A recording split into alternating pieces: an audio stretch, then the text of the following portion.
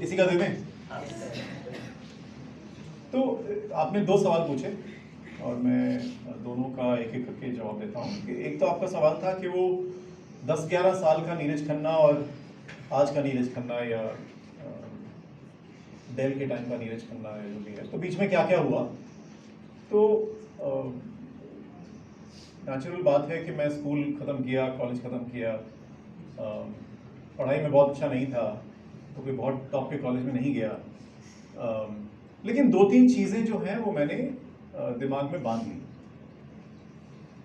और ये बात मैंने अपनी जो लाइफ का प्रिंसिपल आप लोगों को बताया, वो मैंने सिर्फ यहाँ बताने के लिए नहीं बताया। अगर आप किसी को भी मिलेंगे जो मेरे को जानता है और उसको बोलेंगे कि नीरज खन्ना के बारे में क्या जानते हो, तो थिंक लेस डू मोर सब जानते हैं। तो मेरे बच्चे तो परेशान हो जाते हैं क्योंकि मैं इतना बोलता हूँ ये घर में, थिंक लेस डू मोर।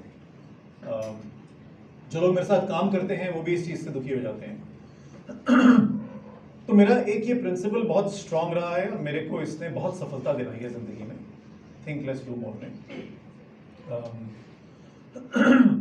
मेरी लर्निंग ये रही है कि लोग सोचते बहुत,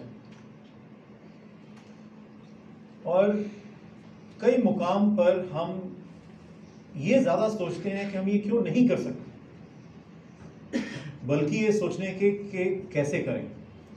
हम सब एक जैसे हैं, 2 हाथ 2 टांगें, 2 कान 2 आंखें, सब एक जैसे हैं, लेकिन हम कारण ढूंढते रहते हैं।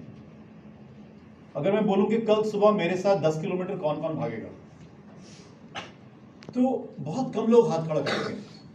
ज़्यादातर लोग कहेंगे मैं नहीं भाग सकता क्योंकि मैं तो अभी बीमार होकर उठा हूं, मैं नहीं भाग सकता क्योंकि मेरा तो घर बहुत दूर, तो बहुत सारे कारण होंगे क्यों नहीं कर सकते, ठीक है ना।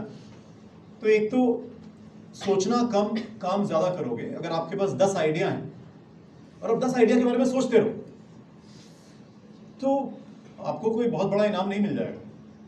पर आप 10 आइडिया को जाके ट्राई करो, हो सकता है 10 के 10 फेल हो जाए, लेकिन अगर फेल भी होंगे तो कैसे आप कुछ सीखेंगे। एक और मेरा प्रिंसिपल यह है कि फेलियर कुछ नहीं होता है, या तो आप जीतते हैं या सीखते हैं।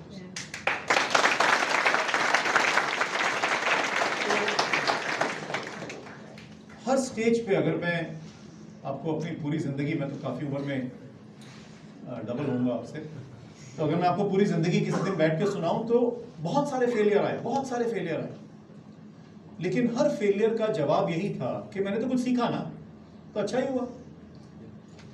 तो एक वो बड़ी जरूरी चीज है जो हम सबको याद रखनी चाहिए कि फेलियर कुछ नहीं होता है, उसमें सीख लो आगे निकलो, सीख लो आगे निकलो। पर हम आगे निकलते नहीं है क्योंकि हम सोचने लग जाते हैं।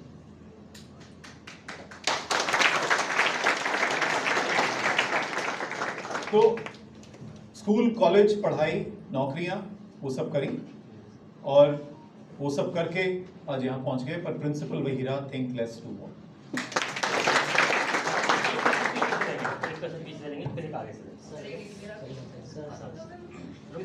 आपको क्वेश्चन क्या है? मेरा क्वेश्चन है जब गांव भर में होते हैं, कुछ सोचते हैं, कोई आइडिया लाते हैं, तो उस आइडिया से बहुत सारे लोग पीछे माइक जब भी सर कुछ करने का सोचते हैं जो चल रहा है हमारे समाज में, उससे हटकर कुछ भी करने का सोचते हैं, तो सही आइडिया देने वाले लोग बहुत कम होते हैं। बल्कि जो लोग मिलते हैं, नहीं तुमसे नहीं हो पाएगा, मत करो, फेल हो जाओगे, तो अपने बाप का पैसा बर्बाद कर रहे हो, इस तरह की बातों से डीमोटिवेट कर देते हैं। और अंत होता क्या है कि कई बार असफल हो जाते हैं हम। तो उस जो नेगेटिव थॉट्स है उससे लड़ने के लिए हमें क्या करना चाहिए सर?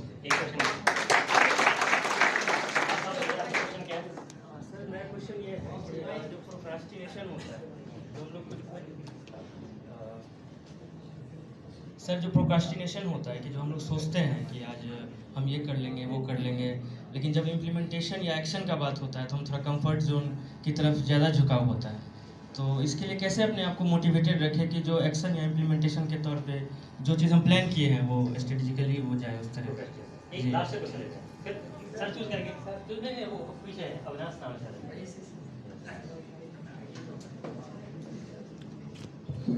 हाय सर, गुड मॉर्निंग।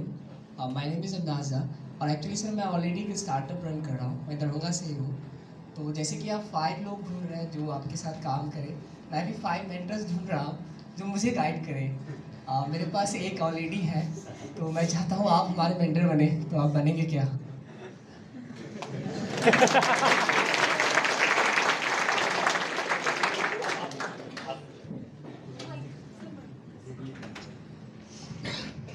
हेलो और सर, हमें पूछना था कि जब आपकी वो पीछे वाली चीज़ें हुई थी सिर्फ भाई की, तो उन चीज़ों को, क्योंकि क्या होता है कि हमारे साथ जो भी चीज़ें पीछे हुई रहती है वो कभी ना कभी हमें हॉन्ट करती है, मतलब वो अफेक्ट करती है हमें।